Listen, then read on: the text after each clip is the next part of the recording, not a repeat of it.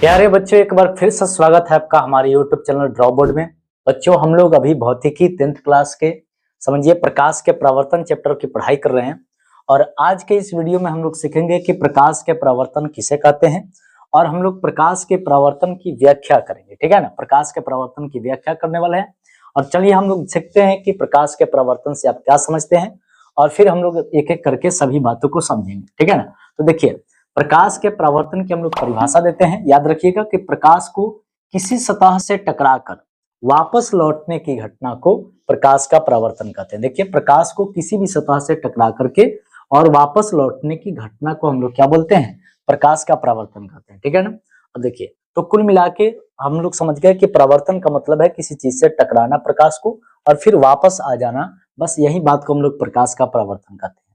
प्रकाश के परावर्तन के अंतर्गत देखिए कौन कौन सी बातें होती है, तो हम लोग देखते हैं। सबसे पहले इसके लिए क्या करते हैं, तो हम लोग एक सतह देखते हैं और ये कैसा सतह है, तो समझिए कि एकदम चिकना सतह है। ठीक है ना, ये कैसा सतह है, तो चिकना एक सतह है और यहाँ पे हम लोग मान लेते हैं कि ये कोई क्या है, तो ये हम समझ लीजिए कि ये कोई सतह है। ठीक है ना, कोई सतह है। सतह को हम लोग पृष्ठ भी कहते हैं। हम कह सकते हैं कि ये सतह है या हम कह सकते हैं कि ये पृष्ठ है। ठीक है ना। अब क्या होता है कि प्रकाश के परावर्तन को देखिए कैसे दर्शाएंगे, तो हम मान लेते हैं कि कोई प्रकाश का स्रोत कहीं है। ठीक है ना, जहां से प्रकाश की किरण आ रही है, तो प्रकाश की किरण क्या होता है कि किसी सतह से आकर मिल रही है। ठीक है ना, तो इस मिलने वाली किरण को हम लोग क्या कहेंगे? आकर ये पड़ रही है, आके कहीं से प्रकाश स्रोत से निकलकर और किसी सतह पर आकर पड़ रही है, तो इस किरण का हम लोग नाम रखेंगे आपतित किरण। इसका नाम क्या रखेंगे? आपतित किरण। और आपतित किरण की डेफिनेशन कैसे देंगे, तो आपतित किरण की परिभाषा देंगे कि किसी सतह पर पड़ने वाली किरण को आपतित किरण कहते हैं। मतलब कोई सतह से आकर ये पड़ रहा है, तो ऐसे किरण को हम लोग क्या कहते हैं? इस किरण को हम लोग आपतित किरण कहते हैं। ठीक है, अब ये आपतित किरण जो है, देखिए सतह के एक बिंदु से आकर टकरा रहा है, मिल रहा है। ठीक है ना, तो इस बिंदु का नाम क्या रखेंगे? तो याद रखेंगे, इस बिंदु का नाम हम लोग रखते हैं आपतन बिंदु। कौन सा बिंदु? इस बिंदु को हम लोग आपतन बिंदु कहते हैं। यानी आपतन बिंदु का डेफिनेशन क्या देंगे, तो कहेंगे कि आपतित किरण सतह के जिस बिंदु से टकराती है। ठीक है ना, आपतित किरण सतह के जिस बिंदु से, ठीक है ना, जिस बिंदु से क्या होती है? टकराती है, उसे हम लोग आपतन बिंदु कहते हैं। देखिए ये आपतित किरण, देखिए सतह के जिस बिंदु से आकर टकरा रही है, मिल रही है, इसी बिंदु को हम लोग क्या कहेंगे? आपतन बिंदु कहेंगे। कोई दिक्कत? चलिए, अब इसके बाद क्या होगा कि इस आपतन बिंदु पर हम लोग क्या करते हैं, तो एक अभिलंब खींचते हैं। अभिलंब का मतलब है ये सतह के साथ जो है, ये सतह के साथ जो है 90 डिग्री का कोण बनाता है। तो यहाँ जो ये हम लोग अभिलंब खींच दिए, सॉरी लंब खींच दिए, इसका नाम क्या पड़ता है? तो इसका नाम होता है अभिलंब।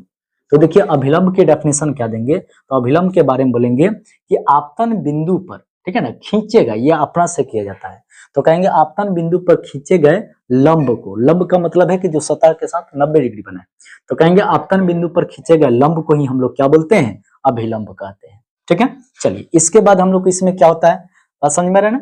इसके बाद क्या होता है इसमें कि ये प्रकाश की किरण जैसे आकर ये मिला यहाँ पे, तो ये क्या होगा कि टकरा कर ये वापस ऐसे चला जाएगा। ठीक है ना, ये टकरा कर ऐसे वापस चला जाएगा, तो वापस चला जाएगा, तो इस टकरा कर वापस जाने वाली किरण का नाम क्या पड़ जाएगा? तो अब इस किरण का नाम जो पड़ेगा वो हम लोग रखेंगे परावर्तित किरण। कौन सा किरण कहेंगे? परावर्तित किरण। ठीक है, तो परावर्तित किरण किसे कहते हैं? तो परावर्तित किरण कहते हैं कि किसी सतह से टकराकर लौटने वाली किरण को परावर्तित किरण कहते हैं। बहुत आसान है, आप याद कर लेंगे। ठीक है ना, कॉपी में जरूर लिख लीजिएगा। यहाँ पे कैसे बोलेंगे कि परावर्तित किरण किसे कहेंगे? किसी सतह से टकराकर लौटने वाली, देखो किस सतह से आके टकरा रहा है और फिर ये लौट के जा रहा है, तो लौट के जाने वाली इस किरण को हम लोग क्या बोल देंगे? तो परावर्तित किरण कह देंगे। ठीक है ना, बहुत ही आसान तरीके से आप सीख पाएंगे। ठीक है ना, अगर आप वीडियो पर नए हैं तो निश्चित है कि वीडियो को जरूर लाइक कीजिएगा, चैनल को जरूर सब्सक्राइब कर लीजिएगा अगर पहली बार देख रहे हैं तो। और यदि 10th क्लास की आप तैयारी कर रहे हैं बिहार बोर्ड के एग्जाम के लिए 2026 के लिए, तो आप निश्चित रूप से आपकी पूरी तैयारी जो है यहाँ फ्री ऑफ कॉस्ट कराई जाएगी। और जो है आप चैनल पर एकदम बने रहिए, हमेशा वीडियो को देखते रहिए। ठीक है ना, तो चलिए हम लोग देखते हैं यहाँ पे क्या कि परावर्तित किरण किसे कहेंगे, तो किसी सतह से टकराकर, ठीक है ना, किसी सतह से टकराकर लौटने वाली किरण को हम लोग क्या बोलते हैं? परावर्तित किरण कहते हैं। कोई दिक्कत? अब देखिए ये हो गया इतनी बातें। अब क्या होगा कि यहाँ पे देखिए आपतित किरण और अभिलंब के बीच में कुछ कोण बन रहा है। तो ये आपतित किरण और अभिलंब के बीच में जो भी कुछ कोण बनता है ना, इसको हम लोग आपतन कोण कहते हैं। कौन सा कोण कहते हैं? आपतन कोण कहते हैं। यानी आपतन कोण की परिभाषा देंगे कि आपतित किरण और अभिलंब के बीच बनने वाले कोण को क्या कहते हैं? आपतन कोण कहते हैं। आपतन कोण को हम लोग क्या चीज से दर्शाएंगे?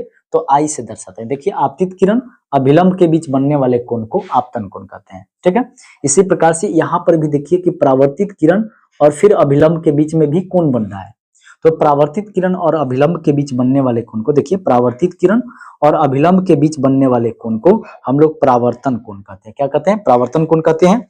और इसे हम लोग स्मॉल आर से जो है ये सूचित करते हैं। तो कुल मिला के हम लोगों ने इस मतलब वीडियो में देख लिया कि प्रकाश के परावर्तन किसे कहते हैं और प्रकाश के परावर्तन की व्याख्या क्या होती है। तो ये जो है ये आपके लिए बहुत बहुत इंपॉर्टेंट है।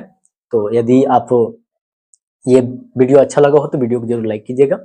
मिलते हैं अगले वीडियो में, ठीक है ना। और अगले वीडियो में हम लोग सीखेंगे कि दर्पण क्या होता है, ठीक है ना। दर्पण की हम लोग अगले वीडियो में सीखेंगे कि प्रकाश के परावर्तन के नियम क्या होता है, यानी प्रकाश के परावर्तन के नियम को हम लोग सीखेंगे। तो मिलते हैं अगले वीडियो में। आज के लिए आपका बहुत बहुत धन्यवाद।